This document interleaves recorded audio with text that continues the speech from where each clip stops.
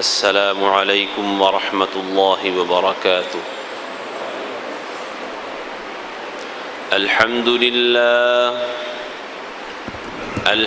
للہ نحمده ونستعینه ونستغفره ونؤمن به ونتوکل علیہ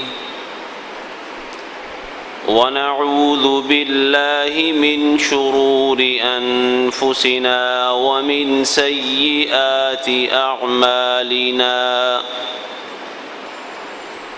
من يهده الله فلا مضل له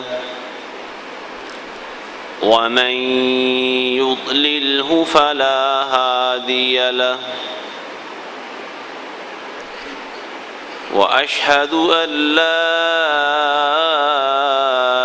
إله إلا الله وحده لا شريك له وأشهد أن محمدًا عبده ورسوله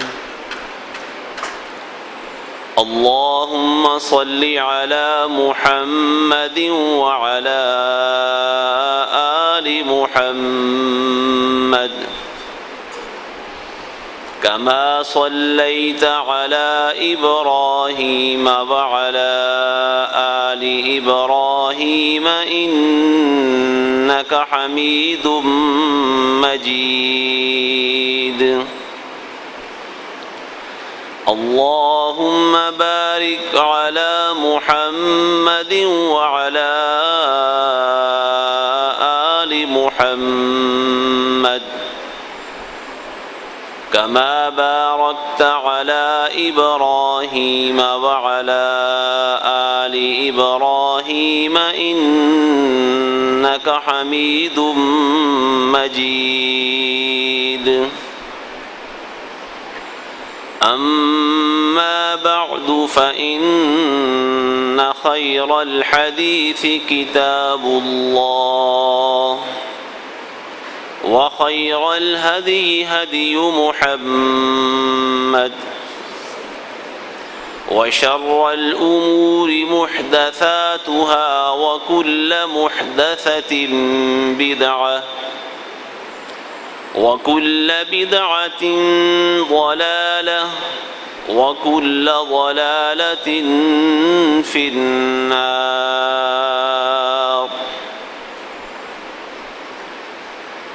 سبحانك لا علم لنا إلا ما علمتنا إنك أنت العليم الحكيم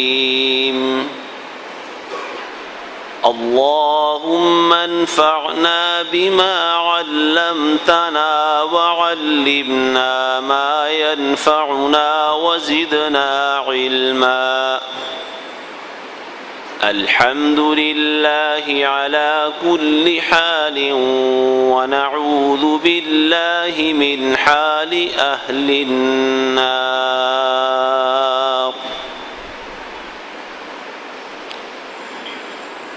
رب أعوذ بك من همزات الشياطين وأعوذ بك رب أن يحضرون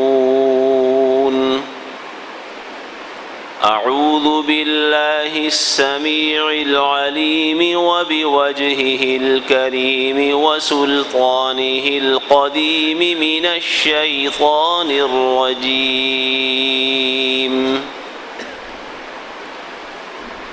يا أيها الذين آمنوا كتب عليكم الصيام كما كتب على الذين من قبلكم لعلكم تتقون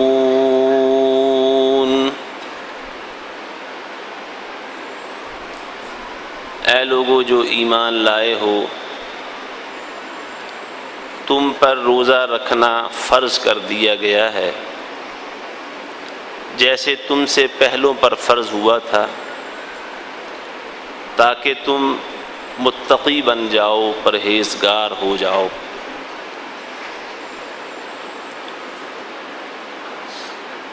روزوں کی فرضیت کے حوالے سے قرآن مجید کی یہ معروف آیت ہے سورہ بقرہ سے، جس میں اللہ رب العزت نے ایمان والوں سے خطاب کیا ہے، یا ایھا الذین آمنوا۔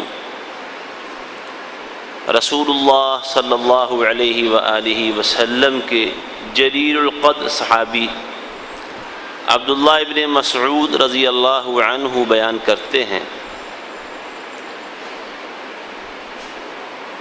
کہ جب تم قرآن مجید میں یا ایھا الذین آمنوا کے الفاظ سنو، یا قرآن مجید میں یا ایھا الذین کے الفاظ پڑھو، تو پھر اپنی سماعت کو، اپنی توجہ کو مکمل طور پر اس کی طرف مبذول کر دیا کرو، اس بات کو دل کے کانوں کے ساتھ سنو۔ فَأَصْغِ إِلَيْهِ قَلْبَكَ، جب یہ الفاظ آ رہے ہوں یا ایھا الذین آمنوا، تو پھر اس پر تمہاری توجہ بہت بڑھ جانی چاہیے۔ ویسے تو اللہ کا پورا کلام، اللہ رب العزت کی مکمل کتاب، اس کے بارے میں یہ عام حکم ہے اللہ رب العزت کا کہ وَإِذَا قُرِئَ الْقُرْآنُ فَاسْتَمِعُوا لَهُ وَأَنصِتُوا لَعَلَّكُمْ تُرْحَمُونَ، کہ جب قرآن مجید پڑھا جا رہا ہو تو اسے چوکنا ہو کر سنو، ہمہ تن گوش، تمہارا سارا جسم کان بن جائے، جوڑ جوڑ اور انگ انگ سن رہا ہو، اور پھر خاموشی اختیار کر لو۔ اس سے یہ امید ہے کہ تم پر اللہ کی رحمت نازل ہوگی۔ لیکن سیدنا عبداللہ ابن مسعود رضی اللہ عنہ کہتے ہیں کہ جب یا ایھا الذین آمنوا کے الفاظ آ جائیں تو پھر تمہاری توجہ بڑھ جانی چاہیے،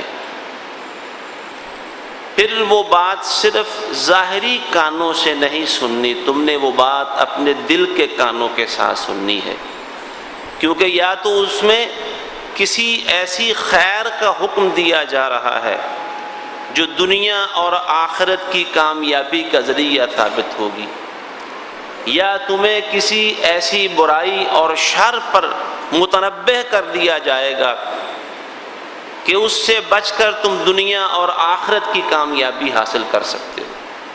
تو یہاں وہی الفاظ ہیں یا ایھا الذین آمنوا۔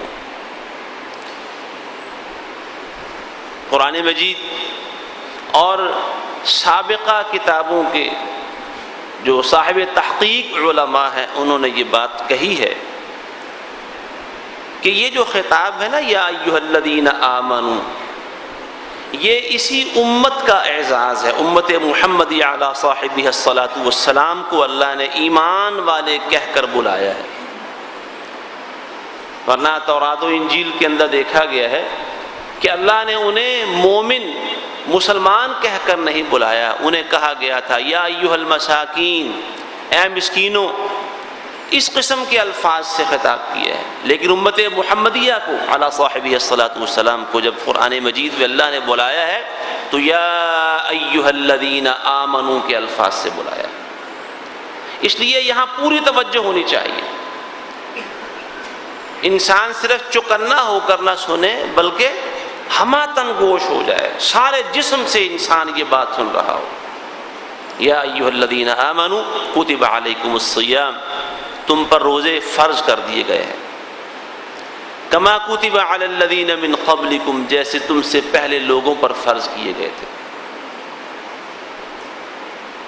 بنی اسرائیل پر بھی روزے فرض ہوئے، دیگر امتوں پر بھی، اس کا طریقہ کار، اس کے اوقات، اس کے احکام، اس کے مسائل یقیناً یہ مختلف تھے حالات کے مطابق، لیکن روزہ یہ اللہ کے دین کا شروع سے حصہ رہا ہے، پہلی امتوں پر بھی روزہ فرض کیا گیا تھا، اور ہمیں روزوں کی فرضیت بتاتے ہوئے سابقہ امتوں کا حوالہ دینے سے مقصد یہ ہے کہ ہم روزہ رکھنے میں سہولت محسوس کریں، آسانی محسوس کریں، یہ کوئی اضافی بوجھ نہیں ہے جو ہمارے اوپر ڈالا گیا ہے، بلکہ پہلی امتیں بھی روزے رکھتی چلی آئی ہیں۔ اللہ نے ہمیں بھی روزے کا حکم دیا ہے، کتب علیکم الصیام کما کتب علی الذین من قبلکم۔ صیام عربی زبان کا لفظ ہے، اس کے معنی ہوتے ہیں کہ اپنے نفس کو یا کسی بھی چیز کو کسی جگہ پر باندھ لینا، روک لینا، بند کر لینا۔ جو گھوڑے یا جانور باڑے میں اور استبل میں روک دیے جاتے ہیں، بند کر دیے جاتے ہیں، باہر چراگاہ کی طرف کھلے نہیں لے کر جائے جاتے، انہیں صائم یا صائمہ کہتے ہیں کہ انہیں باہر جانے سے روک دیا گیا ہے، استبل میں یا باڑے کے اندر باندھ دیا گیا ہے۔ تو کسی چیز کو باندھ لینا اور روک لینا یا اپنے نفس کو کسی چیز پر روک لینا، یہ کیا ہے؟ یہ صیام ہے۔ اور اللہ رب العزت نے جو مسلمانوں پر روزہ فرض کیا ہے، اس کے معنی کیا ہے؟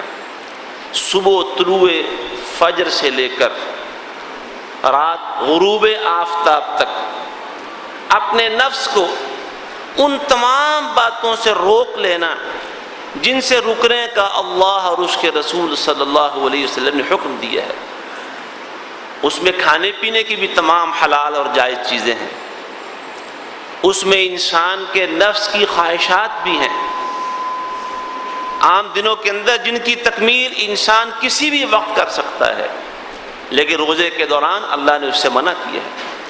اس کے علاوہ جن جن چیزوں سے اللہ اور اس کے رسول صلی اللہ علیہ وسلم نے رکنے کا حکم دے دیا ہے، کھانا پینا، خواہشات نفس اور دیگر انسان کے نفس کی لذتیں جن پر روزے کی حالت میں پابندی لگا دی گئی ہے، ان سے اپنے نفس کو روک لینا، یہ روزہ کہلاتا ہے، یہ صیام ہے۔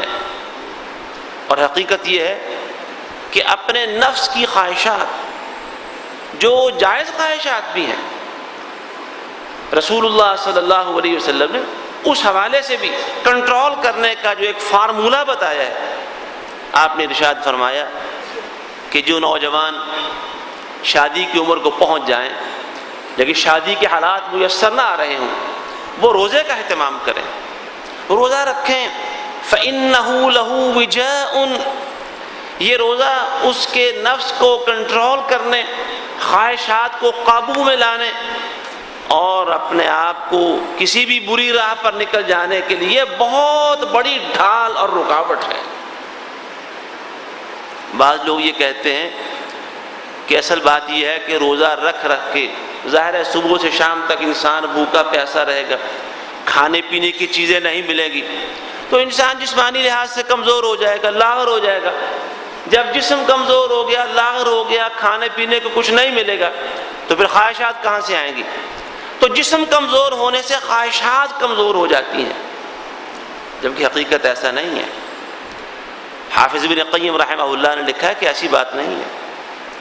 ایسا نہیں ہے کہ روزہ رکھنے سے انسان کا جسم لاغر ہو جاتا ہے اور اس میں لذتیں اور خواہشیں پیدا ہونا بند ہو جاتی ہیں، ایسی بات نہیں ہے۔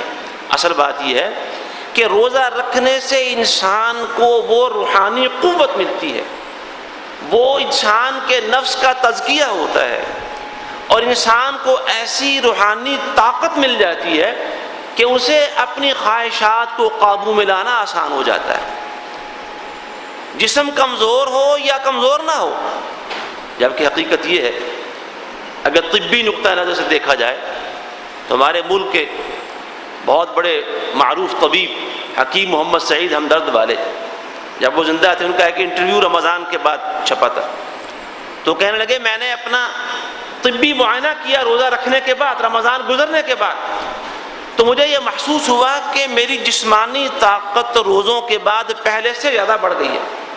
تو روزہ انسان کے جسم کو لاغر نہیں کرتا، انسان کے جسم کو کمزور نہیں کرتا، بلکہ روزہ حقیقت میں انسان کی روح کو توانا کرتا ہے، روزہ حقیقت میں انسان کے دل کی قوت کو مضبوط کرتا ہے، روزہ انسان کو تزکیہ نفس عطا کرتا ہے، جس سے انسان کے لیے اپنی خواہشات کو کنٹرول میں لانا، انہیں قابو کرنا اور ان پر ضبط کرنا انسان کے لیے آسان ہو جاتا ہے۔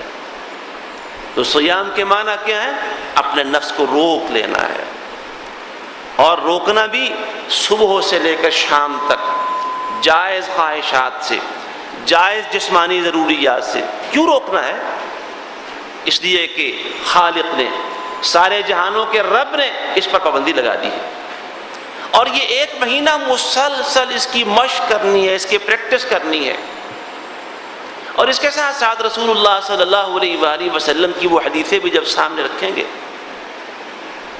جن میں آپ نے فرمایا کہ کتنے روزے دار ایسے ہوں گے قیامت کے دن جب اللہ کے پاس آئیں گے تو ان کے کھاتے میں، ان کے نامہ اعمال میں سوائے بھوک پیاس کے اور راتوں کے جاگنے کے اور کچھ نہیں ہوگا۔ تھکاوٹ، راتوں کو جاگ جاگ کر، کھڑے ہو کے تھکے ہوئے ہوں گے، روزے رکھ رکھ کے بھوکے پیاسے ہوں گے، بس یہ بھوک پیاس اور راتوں کی تھکاوٹ کے علاوہ کچھ نہیں ہوگا۔ کیوں؟ اس لیے کہ روزہ جس مقصد کے لیے اللہ نے فرض کیا تھا انہوں نے اس مقصد کو نہیں سمجھا، اس مقصد کی طرف توجہ نہیں کی۔ روزہ صرف صبح سے لے کر شام تک کھانے پینے پر پابندی کا نام نہیں تھا، روزہ صرف صبح سے شام تک اپنی دیگر خواہشات کو روک لینے کا نام نہیں تھا۔ صحیح بخاری میں حدیث ہے، رسول اللہ صلی اللہ علیہ وآلہ وسلم نے فرمایا من لم يدع قول الزور والعمل به فليس لله حاجة في أن يضع طعامه وشرابه، کہ جو آدمی روزہ رکھتا ہے جھوٹ بولنا نہیں چھوڑتا، جھوٹی گواہی دینا نہیں چھوڑتا، جھوٹ کی پیروی کرنا نہیں چھوڑتا، جھوٹ پر عمل کرنا نہیں چھوڑتا۔ جھوٹ کی پیروی اور جھوٹ پر عمل کیا ہے کہ مجھے آ کے ایک شخص کہتا ہے کہ تمہارے بارے میں فلاں شخص نے ایسی اور ایسی بات کہی ہے، یہ آ کے ایسے ہی سنی سنائی بات، کوئی بھی سنی سنائی بات آ کے مجھے سنا دیتا ہے۔ اور نبی علیہ الصلوۃ والسلام نے فرمایا کفى بالمرء كذبا ان يحدث بكل ما سمع، آدمی کے جھوٹا ہونے کے لیے اتنی بات ہی کافی ہے کہ ہر سنی سنائی بات بغیر تحقیق کے آگے نقل کرتا رہے۔ یہاں سے بات سنی، اس کی حقیقت کو نہیں جانا، اس کی تحقیق نہیں کی، آگے دوسرے کو سنا دی۔ پھر وہاں سے ایک اور بات سنی، بغیر تحقیق کیے، کوئی اس کی سند نہیں، کوئی اس کے کچھ بھی نہیں، کوئی بنیاد نہیں، وہ جا کے دوسرے شخص کو بتا دی۔ فرمایا آدمی کے جھوٹا ہونے کے لیے اتنا ہی کافی ہے۔ ایک آدمی بغیر سند کے، بغیر تحقیق کے ایک بات سن لیتا ہے اور اس پر عمل شروع کر دیتا ہے کہ تمہارے بارے میں فلاں شخص کی یہ رائے ہے، وہ یہ باتیں کر رہا تھا، اس کی تحقیق کیے بغیر اس پر عمل کرتا ہے، دل میں گرا لگا لیتا ہے، اچھا تو میرے بارے میں اس نے یہ کہا ہے، وہ یہ رائے رکھتا ہے، دل میں گرا لگا دی، تحقیق نہیں کی، جس نے آ کر جو بات بتائی وہ دل میں ڈال لی، جس نے جس طرف لگایا اسی طرف لگ پڑے، کوئی تحقیق نہیں، کوئی دلیل نہیں، کوئی ثبوت نہیں۔ جس نے روزہ رکھا، جھوٹ نہیں چھوڑا، جھوٹی گواہی دینا نہیں چھوڑی، جھوٹ پر عمل کرنا اور جھوٹ کی پیروی کرنا نہیں چھوڑا، اللہ کو اس کے کھانے پینے کی چیزیں چھوڑ دینے کی کوئی حاجت نہیں ہے۔ اس کے معنی یہ ہے کہ روزہ صرف اور صرف کھانے پینے کی چیزیں چھوڑنے کا نام نہیں ہے، روزہ تو جھوٹ چھوڑ دینا، جھوٹ کی گواہی چھوڑ دینا، جھوٹا کاروبار چھوڑ دینا، جھوٹی گواہی پر عمل کرنا چھوڑ دینا، جھوٹ کی اتباع کو ترک کر دینا، روزہ تو اس کا نام ہے۔ لعلکم تتقون، اور ذرا سورہ بقرہ کے اس رکوع کا مطالعہ تو کیجئے، آیت نمبر 183 سے لے کر آیت نمبر 188 تک یہ پورا رکوع روزے کے مسائل بیان کر رہا ہے۔ اور آخری آیت کیا ہے؟ رمضان کے مسائل بیان کرنے کے فوراً بعد آیت نمبر 188 کے اندر کیا آیا؟ وَلَا تَأْكُلُوا أَمْوَالَكُمْ بَيْنَكُمْ بِالْبَاطِلِ، تم ایک دوسرے کے مال آپس میں ناجائز طریقے سے نہ کھایا کرو۔ اس کے معنی یہ ہے جائز طریقے سے کھا سکتے ہیں۔ جائز طریقہ کیا ہے؟ کاروبار کرنا۔ جب انسان کاروبار کرتا ہے، اس نے 10 روپے کی چیز خریدی ہے تو دوسرے کو کتنے کی بیچے گا؟ 11 یا 12 روپے کی بیچ دے گا۔ یہ جائز طریقہ ہے، کاروبار کر کے کسی کے مال سے نفع کمانا یہ جائز ہے۔ کسی کے یہاں مہمان گئے ہیں، وہ مہمان نوازی کے طور پر کچھ چیزیں سامنے رکھ دیتا ہے تو کھانا پینا جائز ہے۔ اور اس کے علاوہ دوسرے جو جائز طریقے اللہ اور اس کے رسول صلی اللہ علیہ وآلہ وسلم نے بتائے ہیں وہ جائز ہے، لیکن ناجائز طریقے سے کوئی شخص کسی کا مال مت کھائے۔ وَتُدْلُوا بِهَا إِلَى الْحُكَّامِ لِتَأْكُلُوا فَرِيقًا مِّنْ أَمْوَالِ النَّاسِ، مال ہڑپ کر لیا، کیس عدالت میں چلا جاتا ہے قاضی صاحب کے پاس، تو قاضی صاحب سے، جج صاحب سے یا متعلقہ محکمے سے اپنے حق میں فیصلہ کروانے کے لیے 10-50 ہزار روپیہ قاضی صاحب کو بھی لگا دیا، رشوت دے دی ان کو، تاکہ وہ فیصلہ کر دیں کہ یہ تمہارا مال ہے، تمہارے حق میں ہے۔ اور اس بارے میں رسول اللہ صلی اللہ علیہ وآلہ وسلم کا فرمان کیا ہے؟ آپ کے پاس ایک جھگڑا آیا تو فیصلہ کرنے سے پہلے آپ نے فرمایا کہ سنو، میرے پاس تم اپنے جھگڑے لے کے آتے ہو فیصلے کروانے کے لیے، ممکن ہے فریقین میں سے ایک شخص بات کرنے کا زیادہ ماہر ہو، اسے باتیں زیادہ کرنا آتی ہوں، وہ دوسرے کو چپ کرا کے اپنے باتونی پن سے اپنے کیس کو اس طرح بیان کرے کہ میں اس کو سچا سمجھ لوں اور اسے سچا جان کر اس کے حق میں فیصلہ کر دوں۔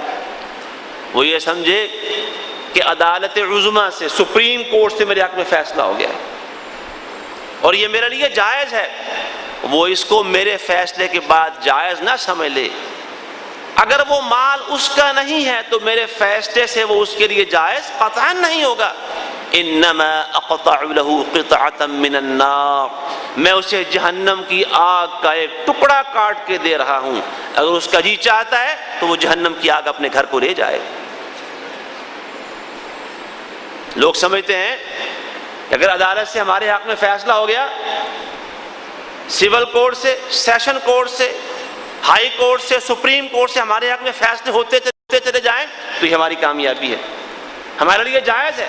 حقیقت یہ ہے اگر وہ مال اس کا نہیں، اگر وہ اس کا حقدار نہیں ہے تو دنیا کی جون سی مرضی عدالت اس کے حق میں فیصلہ کر دے، قیامت کے دن اسے دودھ کا دودھ اور پانی کا پانی کرنا ہی پڑے گا۔ نبی کریم صلی اللہ علیہ وآلہ وسلم نے فرمایا کہ الظلم ظلمات یوم القیامہ، کہ کسی نے کسی پر ایک ظلم کیا ہوگا، ایک حق دبایا ہوگا عدالتی کارروائیوں کے ذریعے یا اپنے ڈنڈے کے زور پر، اپنے تعلقات اور وسائل کے ذریعے ایک حق دبا لیا ہے اس کا، وہ کسی بھی نوعیت کا ہو سکتا ہے، تو وہ ایک حق قیامت کے دن اس کے لیے بہت سارے اندھیرے لے کے سامنے آئے گا۔ اور رسول اللہ صلی اللہ علیہ وسلم سے ثابت ایک حدیث کے اندر یہ بات بھی آئی، ظلم کی اقسام ہے نا، اس میں سے ایک قسم یہ کہ ایک شخص کسی دوسرے آدمی کی ایک بالشت کے برابر جگہ دبا لیتا ہے، زمین ایک بالشت کے برابر، قانونی موشگافیوں کو جانتا ہے، سارے چور راستے آتے ہیں اس کو، وکالت کے سارے گورکھ دھندا جانتا ہے، وکیلوں اور ججوں کے ذریعے ایک بالشت جگہ کسی کی دبا لیتا ہے۔ رسول اللہ صلی اللہ علیہ وآلہ وسلم نے فرمایا قیامت کے دن اس ایک بالش دبائی ہوئی جگہ کے بدلے میں اس کے گلے میں 7 زمینوں کا طوق ڈالا جائے۔ روزہ کیا ہے؟ روزے کے مسائل پڑھیے اور آخر میں فرمایا کہ روزہ رکھنے سے جو تم سے مقصود تھا، مطلوب تھا، وہ تو یہ تھا کہ تم متقی بن جاؤ، اور اس تقوی کا ایک کم از کم مظاہرہ کیا ہے کہ تم ایک دوسرے کے مال ناجائز طریقے سے نہ کھاؤ، باطل طریقے سے نہ کھاؤ، ہاتھ پہ ہاتھ نہ مارو، اپنی چالاکی، اپنی عیاری، اپنے قانون کی موشگافیاں اور دوسرے تیسرے حربے اختیار کر کے لوگوں کے مال ہڑپ نہ کر جاؤ۔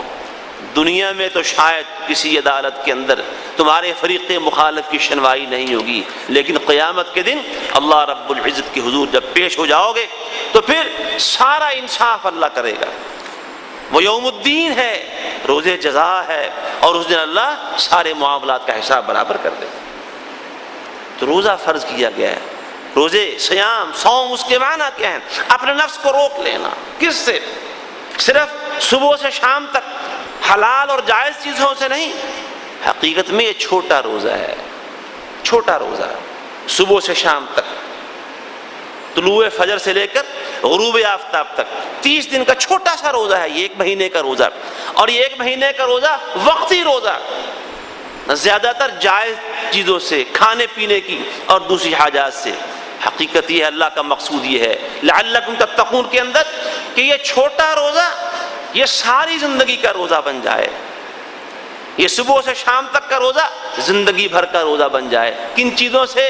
جن سے اللہ نے منع کر رکھا ہے، جو چیزیں اللہ نے حرام کر رکھی ہیں، اللہ نے جھوٹ حرام کر دیا ہے، اللہ نے غیبت حرام کر دی ہے، اللہ رب العزت نے رشوت لینا اور دینا حرام کر دیا ہے، اللہ رب العزت نے سود لینا اور دینا، اس کی گواہی دینا، اس کی تحریر کرنا، سود کے سارے معاملات حرام کر دیے۔ اللہ رب العزت نے کاروبار کے اندر دھوکہ دینا حرام کر دیا، حسد، ایک دوسرے کے ساتھ بغض اور کینہ حرام کر دیا۔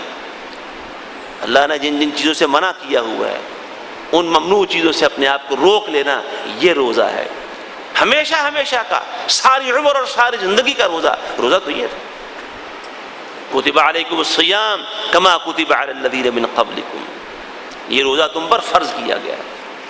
معروف حدیث ہے جس میں رسول اللہ صلی اللہ علیہ وآلہ وسلم نے فرمایا کہ روزہ تو ڈھال ہے، اور ایک روایت کے اندر آتا ہے کہ یہ ڈھال، اور حقیقت یہی ہے۔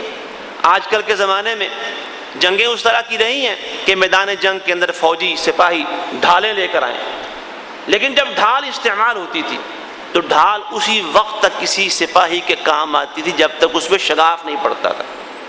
جس ڈھال کے اندر شگاف پڑ جائے وہ بیکار ہو جاتی تھی۔ تو اس روایت کے اندر آتا ہے کہ روزہ اس وقت تک ڈھال کا کام کرے گا جب تک اس میں شگاف نہیں پڑے گا۔ اور شگاف کیسے پڑتا ہے؟ روزہ ڈھال ہے، اس میں شگاف کیسے پڑے گا؟ اگر انسان اللہ کی محرمات سے، جن چیزوں سے اللہ نے روکا ہوا ہے، جن چیزوں کو اللہ نے حرام کر رکھا ہے، اگر ان سے باز نہیں آتا تو اس ڈھال کے اندر شگاف پڑ جائے گا۔ جس آدمی نے اس روزے کو دنیا کے اندر گناہوں کے اور اپنے درمیان ڈھال بنا لیا، شیطان وار کرتا ہے، وہ روزے کی ڈھال سے اللہ کی توفیق کے ساتھ بچ نکلنے میں کامیاب ہو جاتا ہے۔ خواہشات نفس کے ذریعے اور طرح طرح کے گورکھ دھندوں سے شیطان انسان کو اپنے جال کے اندر پھنسانے کی کوشش کرتا ہے۔ روزہ ڈھال بنایا ہوا ہے، دل میں اللہ کا خوف، اللہ کی محبت، اللہ کا ڈر، قیامت کی جواب دہی کا احساس، روزے سے یہ ساری چیزیں نصیب ہوتی ہیں۔ ہاں روزہ یہ احساس پیدا کرتا ہے۔ 30 دن مسلسل، ذرا وہ منظر اپنے سامنے لائیں آپ، افطاری کا ٹائم ہوا چاہتا ہے، طرح طرح کی ہماری مرغوبات، جو مشروب ہمیں پینے پسند ہیں، جو چیزیں ہمیں کھانی پسند ہیں، وہ دسترخوان کے اوپر سجی ہوئی ہیں، اور ہم بیٹھے انتظار کر رہے ہیں کہ ابھی اعلان ہوگا کہ روزہ کھل گیا ہے، ہم یہ ساری چیزیں کھائیں گے۔ وہ 1 منٹ، اب وہ کاؤنٹ ڈاؤن ہو رہا ہے، یہ 40 سیکنڈ رہ گئے، یہ 10 سیکنڈ رہ گئے، 1 سیکنڈ پہلے بھی ان ساری کھانے پینے کی جائز، حلال، پسندیدہ چیزوں کی طرف کیا ہمارا ہاتھ آگے بڑھتا ہے؟ کیوں نہیں بڑھتا؟ آرڈر نہیں ہے ادھر سے، جب ادھر سے آرڈر آئے گا تو ہاتھ آگے بڑھے گا۔ اسی کا نام عبادت ہے، اسی کو تعبد کہتے ہیں۔ یہ ہے انسان اللہ کا عبد بنا ہوا ہے، عبدیت ہی کا نام ہے کہ جس چیز کی طرف ہاتھ بڑھانے سے، جس چیز کی طرف قدم اٹھانے سے اور جس طرف نگاہ اٹھانے سے اللہ نے منع کر دیا ہے، جس اقدام سے، جس پیش قدمی سے، جس وادی میں اترنے اور جانے سے اللہ نے منع کر دیا، اللہ کے رسول صلی اللہ علیہ وسلم نے منع کر دیا، اس طرف نہیں جانا۔ گناہوں کی سرزمین میں جانے سے اللہ نے روکا ہوا ہے، رسول اللہ صلی اللہ علیہ وسلم نے روکا ہوا ہے۔ روزہ تو یہ سکھاتا ہے، اور یہ پریکٹس 30 دن ہم کرتے ہیں۔ تو روزہ اسی بات کا سبق دیتا ہے کہ اگر صبح سے شام تک حلال چیزوں سے انسان رک سکتا ہے، وقتی پابندی انسان اختیار کرتا ہے، تو جن چیزوں کو اللہ نے ہمیشہ ہمیشہ کے لیے حرام کر رکھا ہے، وہ کاروباری معاملات ہیں، وہ شادی بیاہ کے معاملات ہیں، وہ نکاح کی مختلف صورتیں ہیں، وہ طلاق کے معاملات ہیں، وہ معاشرتی معاملات ہیں، کسی بھی طرح کے جن کو اللہ نے حرام کر دیا ہے، جن کو رسول اللہ صلی اللہ علیہ وسلم نے حرام کر دیا ہے، کاروبار کے جو طریقے اور جو معاملات اللہ اور اس کے رسول نے پابندی لگا دی ہے، ان سے اپنے آپ کو روکنا، روزہ تو اس بات کا نام تھا۔ روزہ پابندی لگاتا ہے، انسان کو روکتا ہے، کاروبار کے وہ سارے طریقے، وہ سارے معاملات، وہ لین اور دین ہر طرح کا جس سے اللہ اور اس کے رسول نے منع کیا۔ روزہ تو یہ تھا، اپنے آپ کو روک لینا، اپنے اندر تقویٰ، اللہ کا ڈر اور خوف اور اللہ کی محبت پیدا کرنا، جس سے انسان اللہ کی نافرمانی سے باز آ جائے۔ تو روزہ ڈھال ہے، لیکن شرط کیا ہے کہ اس میں شگاف نہ پڑے۔ اگر ڈھال میں شگاف پڑ گیا بیکار ہو جائے گی۔ اگر یہ روزہ دنیا کے اندر اللہ کی حرام کردہ چیزوں سے بچنے کے لیے ڈھال بن گیا، اگر یہ اللہ کی منع کردہ چیزوں سے بچنے کے لیے ڈھال بن گیا، شیطان انسان پر حملہ آور ہوتا ہے، اس سے بچنے کے لیے روزے کو ڈھال بنا لیا، تو پھر یہ روزہ آخرت کے اندر انسان کو اللہ کے عذاب سے بچانے کے لیے ڈھال بنے گا۔ وہ حدیثیں یاد ہیں جن میں رسول اللہ صلی اللہ علیہ وآلہ وسلم نے فرمایا کہ قیامت کے دن یہ روزہ اللہ کے ہاں سفارش کرے گا۔ یاد ہے نا وہ حدیث؟ کہ روزہ اللہ کیا سفارش کرے گا؟ روزہ کہے گا کہ اللہ میں نے اس کو دن بھر ہر طرح کی جسم کی نفس کی خواہشات سے روکا رکھا، جن چیزوں سے تو نے منع کیا ہوا ہے میں نے اس کو ان چیزوں سے مسلسل روک کے رکھا ہے پورا مہینہ۔ اے اللہ میں سفارش کرتا ہوں کہ تیرے اس بندے نے روزے کی ساری پابندیاں اختیار کر لی تھی، روزے کے مقاصد پورے کرتے تھے، اللہ میں سفارش کرتا ہوں اس کو معاف کر دے۔ روزہ سفارش کرے گا۔ اور رسول اللہ صلی اللہ علیہ وسلم نے فرمایا کہ قرآن بھی سفارش کرے گا۔ یہ پورا قرآن جو تراویح کی صورت میں رمضان کے اندر سنتے ہیں اور پڑھتے بھی اللہ کی توفیق سے، ساتھ ساتھ یہ بھی عرض کرتا چلوں کہ روزے کا، رمضان کا اور قرآن کا بڑا گہرا تعلق ہے۔ یہی وجہ ہے کہ رمضان کے اندر آپ اور میں سارے لوگ زیادہ قرآن پڑھنے کا اہتمام کرتے ہیں، اور کرنا چاہیے۔ رمضان آ جائے تو قرآن پڑھنے کا زیادہ اہتمام کرنا چاہیے۔ اگر کسی کا معمول ہے کہ مہینے میں قرآن ختم کرتا ہے تو رمضان کے اندر زیادہ قرآن پڑھے اس سے بھی۔ اگر عام دنوں کے اندر قرآن مجید پورا مہینے میں ختم نہیں ہوتا تو رمضان میں پوری کوشش کریں کہ قرآن مکمل پڑھا جائے۔ رسول اللہ صلی اللہ علیہ وآلہ وسلم عام دنوں کے اندر بھی بہت کثرت سے قرآن پڑھتے تھے۔ رسول اللہ صلی اللہ علیہ وسلم کتنا قرآن پڑھتے تھے میں آپ کو کیا بتاؤں، اور پڑھنے کا انداز کیا ہوتا تھا میں آپ کو کیا بتاؤں۔ ایک ایک رات میں رسول اللہ صلی اللہ علیہ وسلم ایک ہی رکعت کے اندر سورہ بقرہ پڑھ گئے، سورہ آل عمران پڑھ گئے، سورہ نساء پڑھ گئے، اور آگے پڑھتے پڑھتے سورہ مائدہ تک جا پہنچے رسول اللہ صلی اللہ علیہ وسلم۔ یہ عام دنوں کی بات کر رہا ہوں، عام راتوں کی بات کر رہا ہوں۔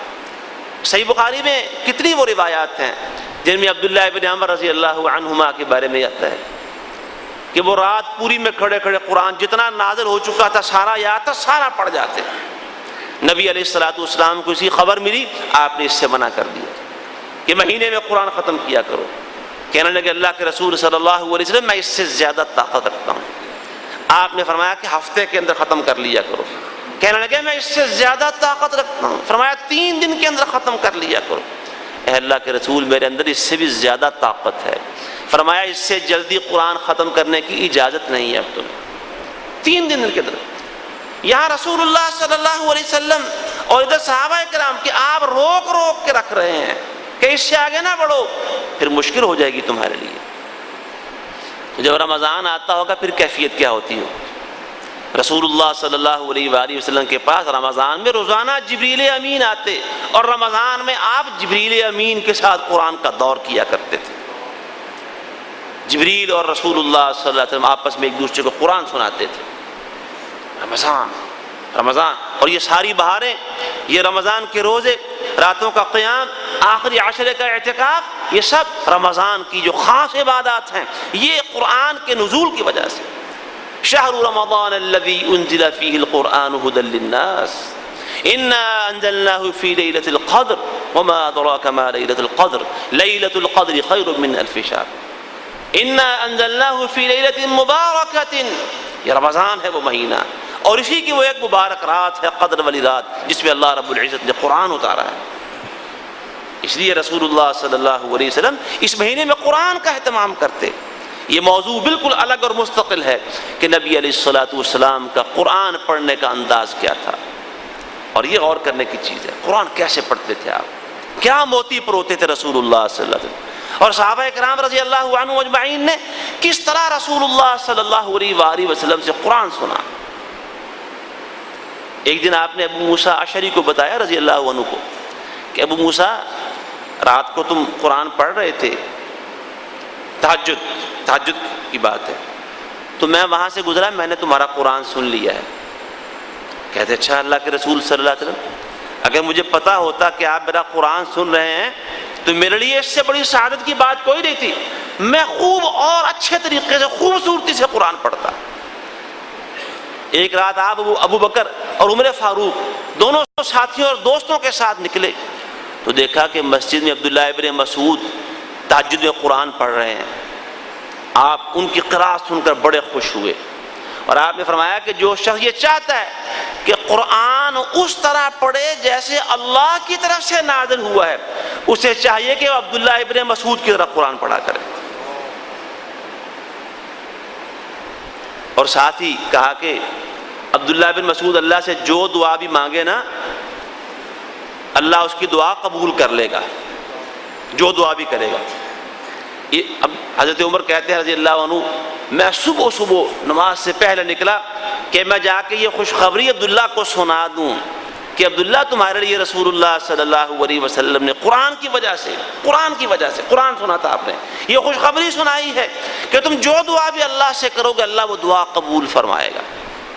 میں بھاگا مسجد گیا عبداللہ ابن مسعود کو ملنے کے لیے، دیکھا تو ابو بکر مجھ سے پہلے پہنچ کر عبداللہ ابن مسعود کو یہ خوشخبری سنا چکے تھے۔ مجھے یقین ہو گیا کہ اے ابو بکر، دنیا میں کسی نیکی کے اندر تم سے سبقت کرنا میرے لیے ممکن نہیں ہے۔ قرآن، یہ صحابہ کی بات کر رہا ہوں، رسول اللہ صلی اللہ علیہ وسلم کی بات کیا سناؤں میں آپ، اور یہ عام دنوں کی بات ہے، رمضان کی بات نہیں کر رہا۔ رمضان آتا ہوگا پھر کیفیات کیا ہوں گی، بیان سے باہر ہے۔ تو قرآن رمضان بڑا گہرا تعلق ہے، روزہ بھی سفارش کرے گا، قرآن بھی سفارش کرے گا۔ قرآن کہے گا کہ اللہ میں نے اس کو راتوں کو جگائے رکھا، یہ میری قرات کرتے کرتے اور سنتے سنتے جاگتا رہتا تھا۔ اللہ کا پاکیزہ کلام، اللہ کا کلام ہے قرآن مجید، جس کی بات ابھی ہم کر رہے تھے کہ اس میں اللہ نے ہمیں کہا یا ایھا الذین آمنوا، اللہ نے ہم سے باتیں کی ہیں، یہ اللہ کی باتیں ہیں، سفارش کرے گا۔ اور ان دونوں کی سفارش رسول اللہ صلی اللہ علیہ وسلم نے فرمایا قبول کر لی جائے گی۔ جس کے بارے میں روزے نے سفارش کر دی اور جس کے بارے میں قرآن نے سفارش کر دی، دونوں کی سفارش اللہ کے ہاں قبول ہوگی۔ فیشفعان، تو کیا خیال ہے، سفارش چاہیے قیامت کے دن کی نہیں چاہیے؟ یقیناً چاہیے۔ ہم میں سارے خواہش مند ہیں کہ ہماری سفارش ہو جائے، روزہ سفارش کرے، قرآن سفارش کرے ہمارے لیے۔ تو اس کے لیے ضروری ہے کہ روزے کے تقاضوں کو مد نظر رکھا جائے، روزے کے مقصد کو مد نظر رکھا جائے۔ روزہ اللہ نے فرض کیوں کیا؟ لعلکم تتقون، کہ تم متقی بن جاؤ۔ تتقون کے لفظی معنی ہے تاکہ تم بچ جاؤ، کس سے؟ جو باتیں اللہ کو ناپسند ہیں ان سے بچ جاؤ دنیا میں، جن باتوں کو اللہ نے حرام کر دیا ہے، جن باتوں سے اللہ کو غصہ آتا ہے، جو باتیں اللہ کو ناراض کرنے والی ہیں، تم دنیا میں ان سے بچ جاؤ، آخرت میں ان سے بچتے بچتے تم آخرت میں اللہ کی جہنم سے بچ جاؤ گے۔ تو جو اللہ کی جہنم سے بچنا چاہتا ہے اللہ ہمیں بھی ان لوگوں میں شامل فرما لے۔ جو اللہ کے عذاب اور غصے سے بچنا چاہتا ہے، اور حقیقت یہ ہے کہ یہ تقوی، یہ پرہیزگاری، اللہ کی حرام کردہ چیزوں سے اپنے آپ کو بچانا، دنیا اور آخرت کی کامیابی کا اگر واحد کوئی راستہ ہے تو وہ تقوی ہے، پرہیزگاری ہے۔ قرآن بتاتا ہے کہ دنیا میں جن جن قوموں پر اللہ کے عذاب آتے رہے، آپ قرآن پڑھیں گے تو انشاءاللہ اس سے معلوم ہو جائے گا کہ وہ کون کون سی قوم ہے۔ تو قرآن نے بتایا ہے، اللہ نے جگہ جگہ صاف یہ بات بتا دی کہ آسمان سے نازل ہونے والی آفتوں، مصیبتوں اور عذابوں سے بس وہی لوگ بچائے گئے جو تقوی اور پرہیزگاری پر قائم تھے۔ اس وقت دیکھیے آفتوں نے، مصیبتوں نے، پریشانیوں نے، مصیبتوں نے ہمیں ہر طرف سے گھیرا ہوا ہے، اندرونی طور پر معاشی ابتری اور طرح طرح کے بحران، سیاسی بحران، دوسرے تیسرے معاشی بحران، اور باہر سے جو اللہ کے باغی اور دشمن ہیں ان کی طرف سے خطرات نے گھیرا ہوا ہے۔ اندرونی اور بیرونی طور پر ہم بڑے بڑے خطرات میں گھرے ہوئے ہیں، بڑی بڑی مشکلات ہیں جنہوں نے ہمارے پاؤں کو جکڑا ہوا ہے، پوری قوم پر شکنجہ کسا ہوا ہے۔ یہ خطرات کہاں سے آئے ہیں؟ ہمارے اپنے اندر سے پیدا کیے ہوئے۔ اور اللہ قرآن میں یہ بات صاف کہتا ہے، اگر تم ایمان اور تقوی کا دامن تھام لو گے، ایمان اور تقوی، انہ من یتقی ویصبر وان تؤمنوا وتتقوا، جگہ جگہ قرآن کہتا ہے صبر، دین پر ثابت قدمی، ایمان اور تقوی، اگر یہ دو چیزیں تمہارے پاس ہوں گی تو دنیا میں جتنے بھی اللہ کے باغی اور دشمن ہیں ان کے بچھائے ہوئے جال اور دوسرے تیسرے مسائل اور مصیبتیں، اللہ ان ساری چیزوں کو تم سے دور کر دے گا۔ لیکن یہ تقوی آتا کہاں سے ہے؟ کس طریقے سے؟ روزے سے آتا ہے۔ روزہ انسان کو متقی بناتا ہے، پرہیزگار بناتا ہے۔ اگر یہ تقویٰ، یہ پرہیزگاری روزے کے ذریعے ہمیں حاصل ہو گیا ہے، روزے سے ہم نے یہ سبق سیکھ لیا کہ صبح سے شام تک کے روزے کو پھیلاتے پھیلاتے زندگی کے سارے معاملات پر روزے کی چھاپ چڑھ گئی، روزے کا رنگ چڑھ گیا، تو انشاءاللہ امید ہے کہ یہ روزہ اور اس کے ساتھ قرآن، یہ دونوں قیامت کے دن سفارش کریں گے۔ اللہ ہمیں ایسے روزے رکھنے کی توفیق عطا فرمائے کہ ہمیں روزے کی اور قرآن کی شفاعت نصیب ہو جائے، اور جس کو یہ شفاعت نصیب ہو گئی اس کا دنیا میں آنا اس کے لیے مفید ہے۔ اللہ ہمیں ان لوگوں میں شامل فرمائے۔ اقول قولی ھذا واستغفر اللہ لی ولکم ولسائر المسلمین وآخر دعوانا ان الحمد للہ رب العالمین۔